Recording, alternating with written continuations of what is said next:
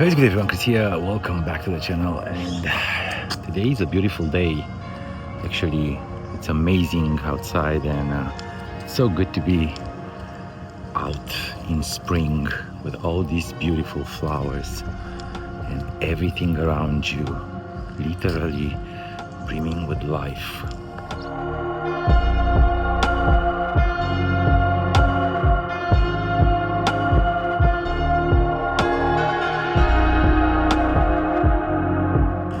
So you're probably wondering why I'm outside today and what am I doing? Well, I'm searching for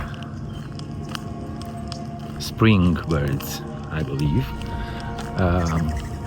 Birds that already came right here in the Northern California, and the migration already started for them. Birds that they're here for the winter, and now they're just coming out to find a mate. And yeah, that's what I'm doing on the trail today. By the end of the week, I will probably have you guys along on a trip that I want to take right here in the Delta, and maybe photograph some beautiful ducks. Who knows?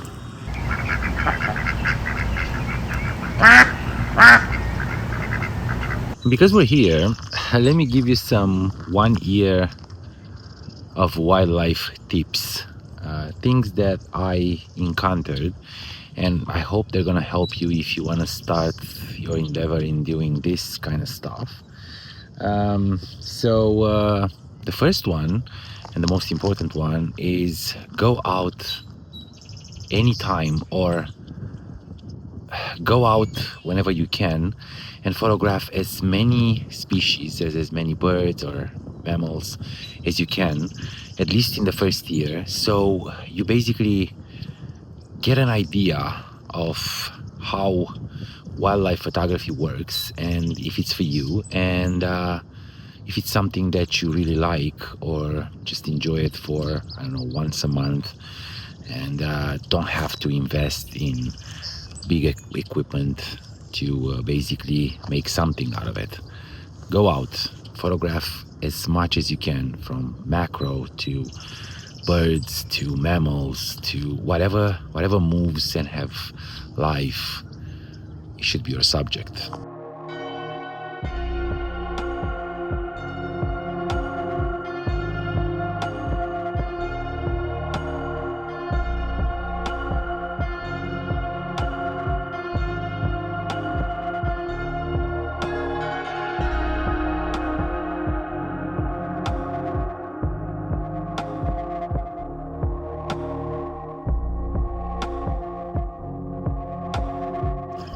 And because it's harsh light already, it's like 10:30 now in the morning, and the sun rose a long time ago, you can always do this. And if you look at these photos, they don't look like normal wildlife. You can't see the feathers, you can't see much about the details on the bird, but the composition and the feel of these photos, to me, it's important.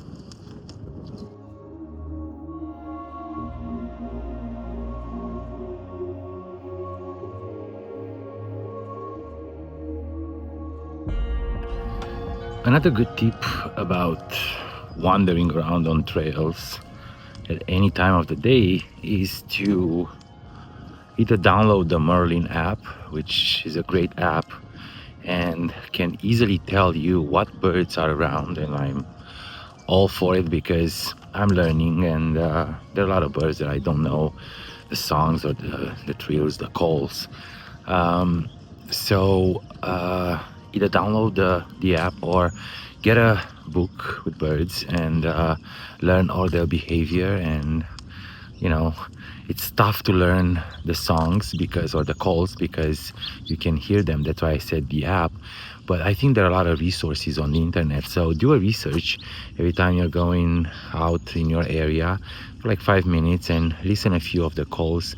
It might help you detect the birds and find out which birds are around, and basically track them and photograph them.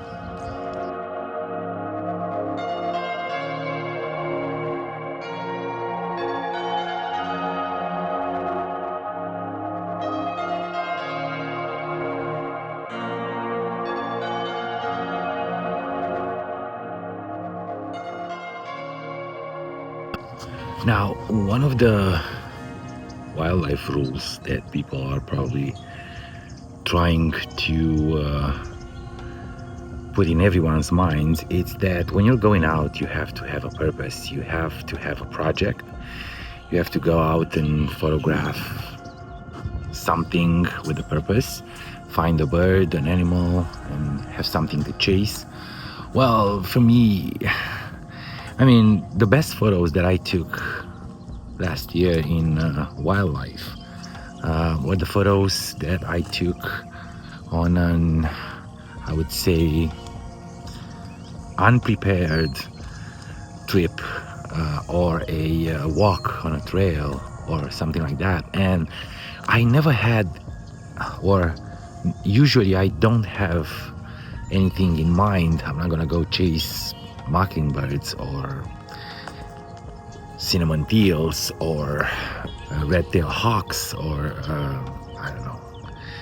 I'm not fixed on anything because I'm trying to enjoy what I'm doing, and especially when I'm on a trail, it's pretty easy to get lost in the multitude of birds and fauna, and and it's better, at least for me.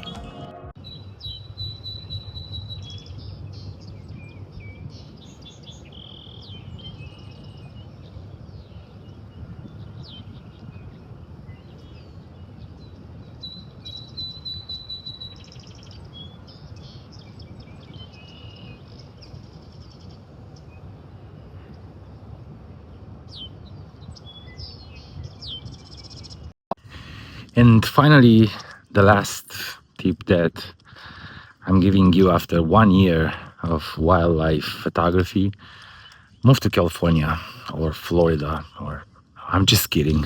I think the most important thing is to shoot in RAW. I learned that if you are trying to be tough and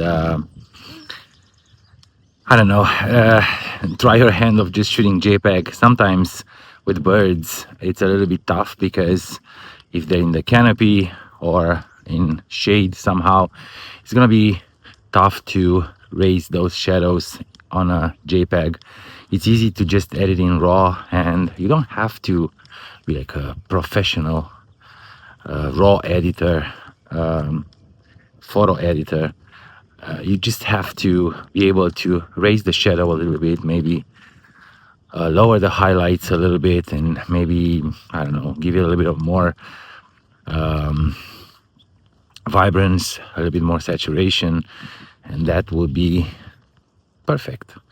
So for those of you who are trying to start in wildlife, or you want to enjoy this, I would say, trade that gives you a lot of outings, a lot of walks, a lot of nature encounters, anytime, start it and see if it's for you. You might not. You might not enjoy it like I do, but I discovered that I love animals. I love all kinds of nature a long time ago. Just didn't have the time to put it on. So don't be like me. Make time and go out and photograph birds,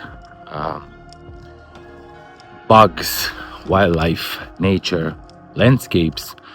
Just go out and enjoy, because life is short and we might not have this chance tomorrow.